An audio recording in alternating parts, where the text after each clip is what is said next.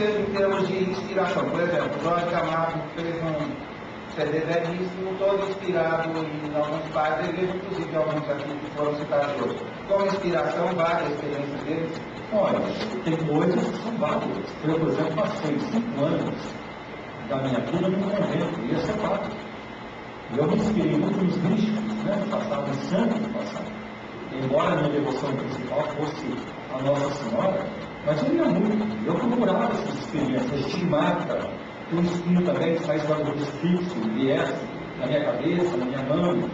Eu tinha a fome espiritual. Eu sei o que é ter fome espiritual, ter sede, sensação de vazio, a bússola. Eu colocava pedrinhas no meu sapato, eu caminhava com os meus pés sangrando, eu fazia sacrifícios. Eu ajoelhava em grãos de milho, de feijão, dormia debaixo da cama, muitas coisas eu dormia, porque eu fui influenciado por isso. Né?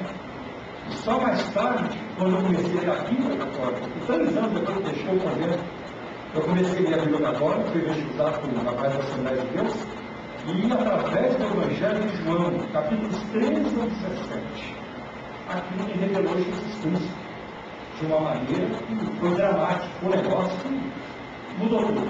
Então, talvez a mística tenha me despertado isso, ela confirmou a minha sede, existe mesmo uma sede, vai atrás dessa água. Eu achei essa água em Jesus.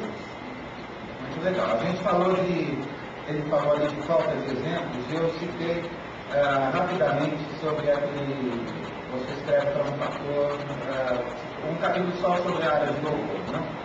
Como que é essa história da gente não ter exemplos? Porque me parece que é o capítulo que você está mais desapostado. Sério, a impressão, especialmente nos 2 últimos tópicos, você fala, se por acaso o líder do louvor, ou o levita, né? Estamos todos levitando, assim, acima dos padrões, se ele for filho do presbítero, você desiste. Como que é isso? A gente tem algum modelo para a gente buscar? Tem que ir lá para a Austrália para a gente trazer, vamos voltar para a África. Tem um editor, eu descobri lá, publicando os hinos favoritos do harmônio. Eu descobri esses dias, né?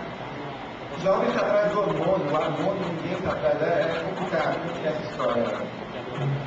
Olha, essa questão do louvor é extremamente complicada hoje na educação contemporânea. Extremamente difícil, complexa de achar uma solução. Eu acho que o que falta para nós é uma compreensão do que seja culto a Deus. Se nós partirmos do referencial, como era o culto na Bíblia? Quando a gente dá uma estudada, a gente percebe que toda vez que as pessoas tentaram adorar a Deus, ou cultuar a Deus, de uma maneira que Deus não tinha revelado, Deus se desagradou. Leia-se aí, às vezes em que Deus condenou ou até castigou na hora pessoas como Isaac, por exemplo, que se leva a arca em ombro, que não podia.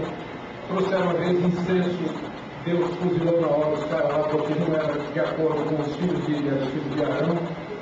E vários outros exemplos onde o mandamento, quando Deus diz o mandamento, diz assim: não terás como Deus diante de mim. E no terceiro diz: não farás para ti imagem de escultura. Esses 2 mandamentos estão ensinando que Deus quer ser adorado de uma determinada maneira. Quando ele diz: vocês não façam imagem de escultura, o que ele está dizendo? Eu não aceito adoração com imagem de escultura. Ou seja, Deus tem a maneira dele de ser adorado. Mas não podemos inventar maneira para Deus, maneira de adorar a Deus. Então, esse é um princípio. O que é que regula o culto e o louvor? Aqui está a diferença, veja só. Eu, como reformado, na minha linha de pensamento, respondo essa pergunta. Vou dar um exemplo. Se perguntasse para os evangélicos: usar vela acesa no culto, pode ou não pode? Boa parte dos evangélicos ia dizer assim: pode, porque a Bíblia não proíbe. Mas, do meu ponto de vista, não pode, porque a Bíblia não manda.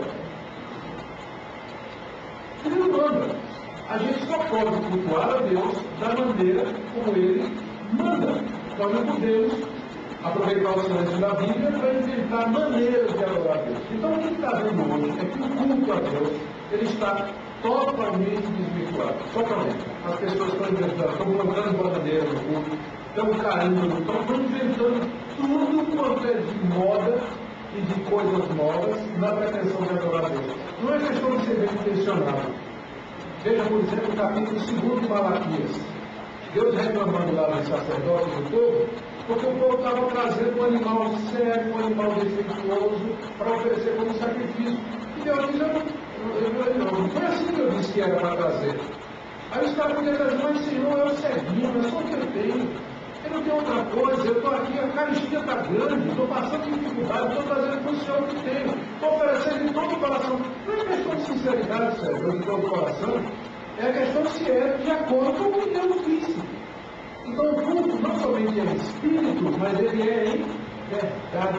Espírito e verdade.